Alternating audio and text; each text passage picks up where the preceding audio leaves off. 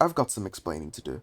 You see, not all of the recordings that I've done for this video actually made it into the video. There was this whole thing at the start with the nether that I just didn't want to edit. And so I'm just going to sum it up for you right now. It was a lovely day. The birds were shining, the sun was chirping, and I was just so excited to have some good old block game fun. Today was the day that I was going to record the nether episode. So I installed a mod called Incendium that would revamp the nether, and I thought to myself, wowee, this looks cool. I'm going to choose this mod over the better nether mod because better nether makes some nether pretty annoying to traverse, and this seems like it'll be a lot better in that regard specifically. So, with a smile on my face and some pep in my step, I pressed record, grabbed my gear, and headed out into the nether to find a fortress.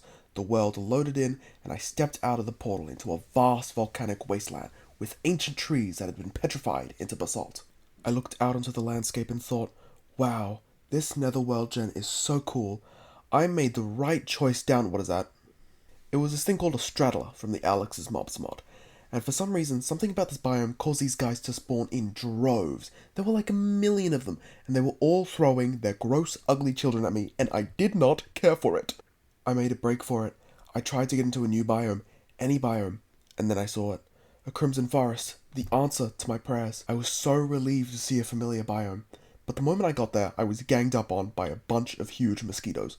Now, if you know Alex's mobs, you already know that these guys are annoying, but oh my god, this was ridiculous. I don't know if the spawn rates were actually higher somehow, but it certainly felt like they were. You see, normally in Crimson Forests, you weave through tight spaces through dense foliage, so even if there's a lot of mosquitoes, if you stay alert, you can avoid most of them by ducking and weaving. But this place was different. The trees were taller and further apart, so all the mosquitoes had a direct path with no obstacles to latch onto my face. I had to get out of there as soon as possible, so I went to the safest seeming biome I could find. It was a kind of moldy looking place covered in green and yellow terracotta, but what mattered most is that I didn't see any dangerous looking mobs. In fact, the only mobs I saw in the whole biome were these adorable green slimes. You know, these guys. The mobs are known for being the harmless, adorable little creature that people like to keep as pets. So I thought, oh, that's okay. They can't even hit me. It'll be fine. But little did I know, these guys have been getting jacked in secret, because not only were they very much capable of hitting me, when they did, they gave the poison effect. And it wasn't just poison 1 or 2, it was like poison a gazillion. All it took was one touch from these little guys, and my health bar was gone in seconds. But I had a saving grace. I saw a structure I could take shelter in, so I mined to the side of it and blocked myself off. I was safe, and I had time to collect my thoughts. I noticed the sounds of blazes. That was a good sign. You see, I had 2 goals for that episode, both of them centered around blazes. The first goal was to get blaze burners, an item that was vital if I wanted to progress through the create mod tech tree. To do that, I had to get an empty blaze burner, right click a blaze with it, and then it would capture the blaze, and boom, the blaze is gone, and now I have a blaze burner. Empty blaze burners are crafted using 4 iron plates and a piece of netherrack.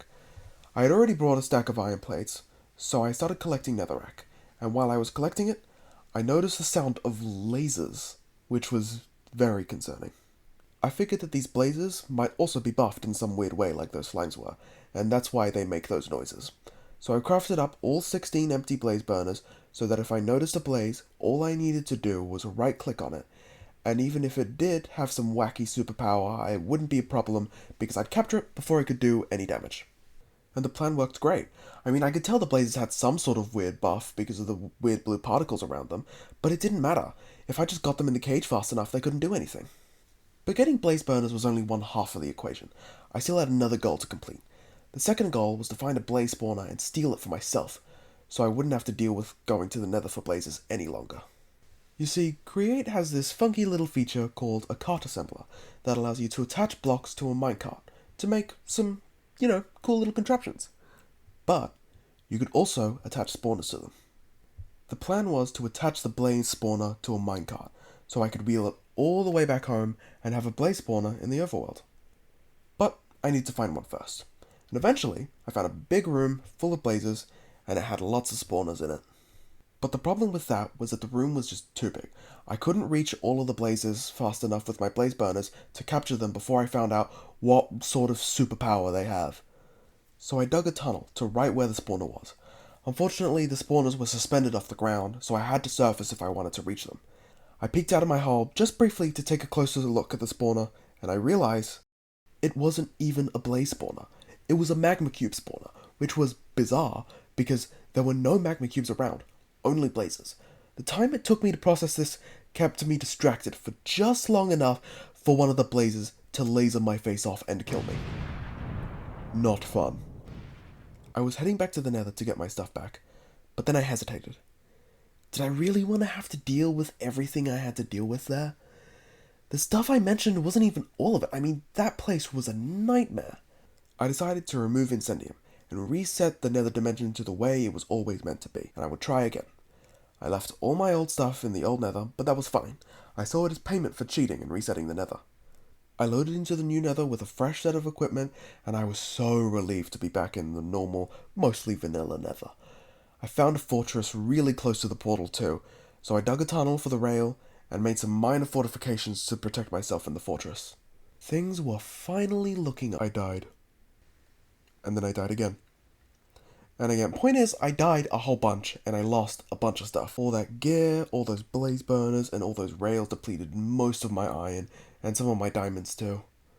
In the end though, I did manage to find a blaze spawner and put it in a minecart, but I lost all those rails so I couldn't bring it back to the overworld with me. But that one little victory wasn't enough.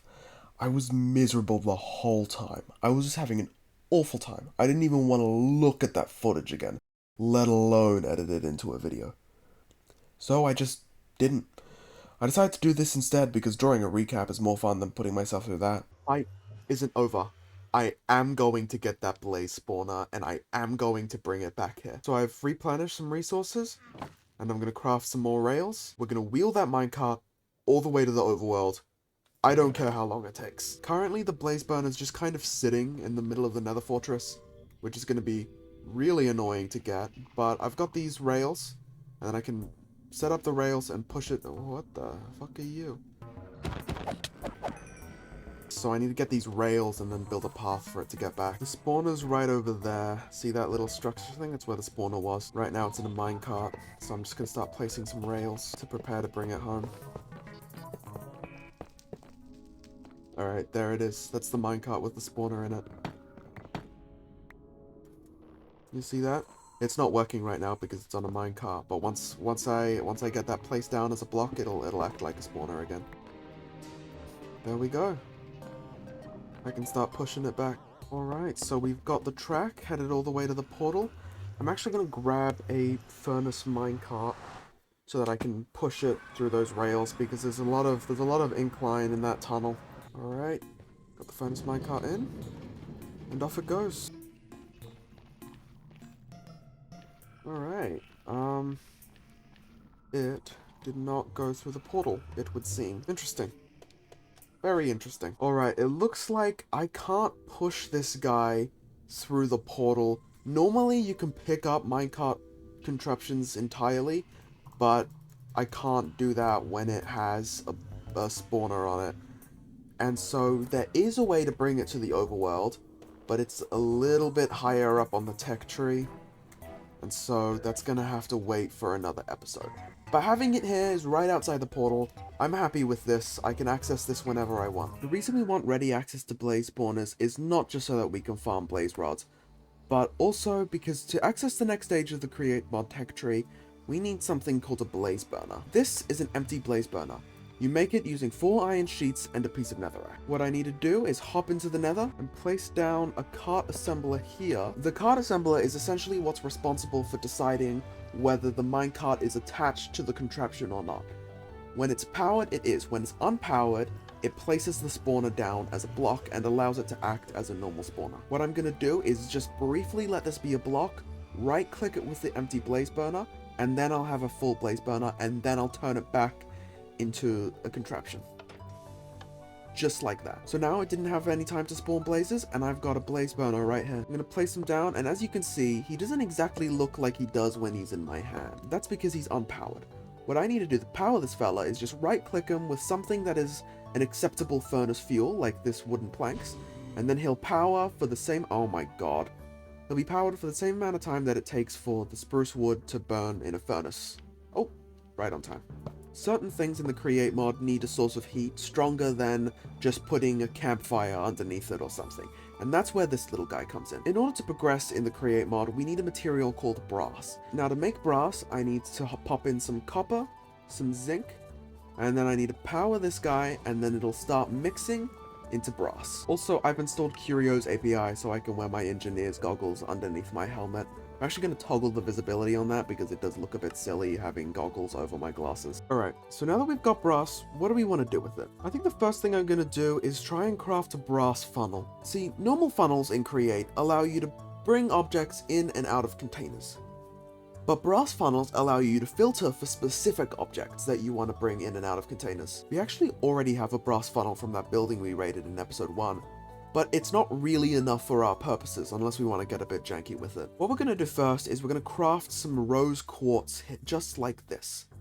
And then we're going to craft some sandpaper with, somewhat predictably, some sand and some paper. Now I can put the sandpaper in my offhand and the rose quartz in my main hand, and if I hold down right click, I can sand it down into polished rose quartz. Polished rose quartz with an iron sheet makes an electron tube. Now I've got some of the kelp I collected in episode 2, and I can put it just like this to make some brass funnels. Now that I have brass funnels, what am I going to do with them? Well, nothing. See, originally I was going to automate the bread making process so I can have the wheat farm feed directly into a machine that makes bread. Problem is, I've completely run out of iron, and so I just don't have the resources to do that. So what I'm actually going to do is whip up a little something that should help me get a bit more iron. This is a brass casing. I already have 5 of these because I collected them from that barn that we found in episode 1. But for what we're going to do, I believe we're going to need 3 more. Just like that. We actually only needed 2 more, so I'm just going to pop one to the side for later. Now, if we use 7 of our remaining 8 iron ingots to make plates, and we sand down some more rose quartz, we can craft some more electron tubes. Now, we can put them together with some brass casings and a crafting table, and then we'll have 21 mechanical crafters. Now, mechanical crafters are pretty much exactly what it says on the tin. If I place them down to a 3x3 grid, just like this, what I've got is a little crafting grid. If I put items in here and I power it, I can use it to craft things. But there's one thing that makes mechanical crafters extra special, and that's the fact that I can keep placing blocks on beyond the normal crafting grid. With 21 mechanical crafters like this, I can make recipes far larger than your standard 3x3 grid. Now, in order to craft what we want to craft, we need a little bit of iron, which is a problem because I only have 11 iron nuggets to my name right now. I'm gonna have to go mining and let you know how it goes. Alright, so I'm back from mining, and you'll notice I don't actually have any of the stuff in my inventory because I finally got sick of the just massive chests that were over here. Completely disorganized. It was complete and utter chaos.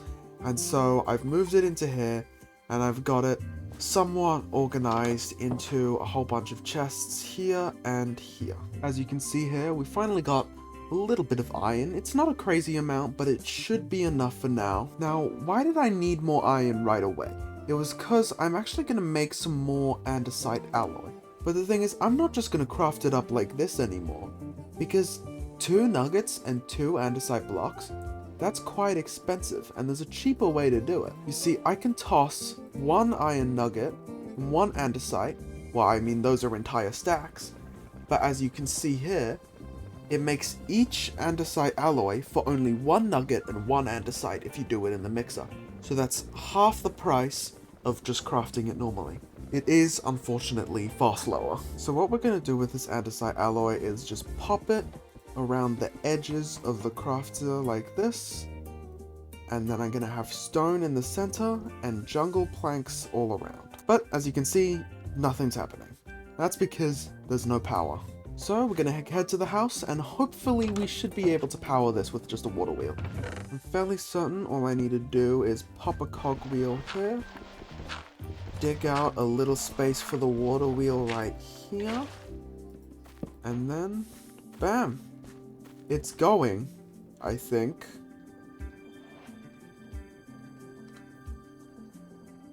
Yes, okay. It's going, just very, very slowly. Oh, I got a hidden advancement for that. It's telling me that I'm procrastinating, which I do not appreciate. Come on, come on. Come on. Any day now. Oh. Oh. Oh, it's happening. It's happening. Come on, please work, please work, please work, please work, please work, please work, please work. Oh, thank God it works. Okay. Good. Good, good, good, good, good. Alright, so this is a pair of... Hang on, that's not supposed to be there. This is a pair of crushing wheels. They are, once again, pretty much what it says on the tin. They spin, you put things through, and they get crushed. There's plenty of things you could crush in this mod, but what we're interested in today is the ability to crush cobblestone into gravel. And the reason is that if you wash gravel, there's a small chance you can get an iron nugget, which means that as long as you have cobblestone, you've got iron. So we're going to put a water wheel around the back with a bit of a gear ratio. Ignore the fact that I'm getting this advancement again. I lost all my advancements when I reset the nether. But with a water wheel here, we should be able to power this thing. There we go, and it's even going the right direction first try too. So what we're going to do is we're going to pop a chute right on top and a chest on there. Now, anything we put in the chest is going to be dropped right into the jaws of the crushing wheel and get crushed into something else. Now, I've got a stack and 7 cobblestone, and I can pop them in the chest, and they should slowly go down and start getting crushed into gravel. This is definitely going to take a while. I'm actually going to grab a speedometer, turn it into a stressometer, and then I'll be able to read off of this if we can speed it up at all. Yes, we can. We can make this 4 times as fast as it already is. Lovely. Alright, and with a couple gear ratioed cogwheels here, and a water wheel here, this should be running at max speed. There we go. So now this'll crush much faster. And when I say max speed, I mean max speed with 1 water wheel. This can definitely go a lot faster than this. Alright, and it looks like all of the cobblestone has turned into gravel. So now we can pop that in the washer and see how much iron we get. We got a measly 10 nuggets from over an entire stack of cobblestone, which honestly I think is pretty fair. Cobblestone isn't particularly valuable, but that was all of my cobblestone. I don't have any left. And so if I want this to be a solution to the iron problem, then I need a way of getting more. This right here in my hand is a mechanical drill, and as you can see, I've got quite a few of them. This whole platform of drills and chests is glued together to this rope pulley. If I turn this crank, it'll slowly lower the drills and they'll start breaking blocks and depositing them into the chests. Problem is, this is so terribly slow, and I do not have the patience for that. But, as I'm sure you could have guessed, there's a better way to do this. But in order to power these as fast as possible, I'm gonna want to craft a very special item. First, what we need to do is craft together some brass sheets like this, with some andesite alloys, to get some brass hands. That brass hand with some andesite casings, and throw in some electron tubes, and you've got some deployers. And then we're going to craft up some item vaults, which are actually, in our case, not so much for storing items as they are for moving them. I think what we're going to do here is have a little setup like this, and use these brass funnels here and here, with a belt going here. Then I can pop 3 deployers, one here, and one here, and then I believe I have to rotate them so that they can all be powered at once. Now I should be able to route some power into this with a bit of finagling here. I'm just going to borrow this briefly. Pop that right here, and we've got this powered. Albeit very slowly, and it looks like we can afford to do this much faster. But I don't think we actually need to do a whole gear ratio thing for that. I think we can just add our hand power to the mix, and then that'll speed things up for us, since this isn't something we really need running 24/7. Next, we need some chutes and barrels up here so we can put things into the deployers here. Now that I think about it, there's absolutely zero reason why these guys should be brass. Now that we've got everything in place, I can put 5 cogwheels in here, 5 large cogwheels in here, and 5 iron nuggets in here, and those will go into the deployers. I can pop down a golden sheet, and all the deployers will start deploying onto the golden sheet, and it's backwards, hang on. There we go. Now things are going to start working. Now if I crank this here, it should go round and round and keep getting deployed onto until we get a precise mechanism. Now there is a chance that this might fail, which would be very upsetting, but with any luck... Any luck? Hello?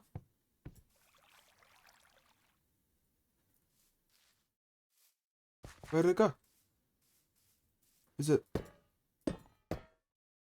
in here? Did it just vanish? I believe what happened is it failed and I got this shaft, but I didn't see the shaft anywhere, which makes me think I might be going a little bit crazy. Anyway, I've got it set up to try again, and hopefully this time it'll succeed. Oh, we did it! We got a precision mechanism. Lovely. A precision mechanism put together with a brass casing creates a rotation speed controller. The way the rotation speed controller works is you put a large cogwheel in here. Whichever one of these you decide to power becomes the input, and then the other one will become the output. So if I power here, this will be the output, and if I power here, then this will be the output. There's a little number on here which you can configure to be anything between 1 and 256, either clockwise or anti-clockwise. So now I have this set to 256, and you'll see when I turn this, the cogwheel goes crazy fast. So what this essentially allows you to do is put any speed in and get any speed out. This is very useful and much more compact than the gear ratios that we've got, for example, here, where it's kind of a spaghetti mess. And this isn't even close to as fast as you can get. So what we're going to do is pop a rotation speed controller here, a large cogwheel here, and put the rope pulley here. Once we power this, the drill is going to go very, very fast. I believe 2 large water wheels should be enough to get this going. Oh, and there it goes very, very quickly.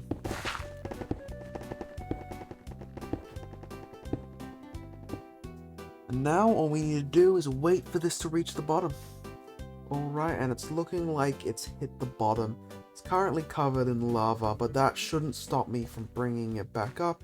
If I just right click here and I reverse the rotation of direction, it'll pop right back up. Now as you can see here, we've got plenty of cobblestone in here, as well as some other goodies. But there's one problem with this system, and that's that now that I've already drilled all the way down to bedrock, I can't get any more resources from this. And that's a bit of a problem, because that means if I want to get more resources, I have to break this whole thing and rebuild it here again, just so I can drill it again, and then I have to do that every single time I want to use this. Which is just a trek. That's just so much effort. So what I can actually do is I can use the minecart contraption assembler from earlier. I can put this whole thing in a minecart, and then I can pick that minecart up like an item and just place it down wherever I want. And it's super convenient and super easy and super gonna wait until the next episode, because I am gonna leave this one here. If you've enjoyed, please consider leaving a like or maybe subscribing just to let me know that I'm doing something here. I am sorry that this video took so long. I hope you enjoyed the little animatic I did at the start. I wish I could say that that was the reason this video took that long, but it really wasn't. I was just lazy. Anywho, goodbye.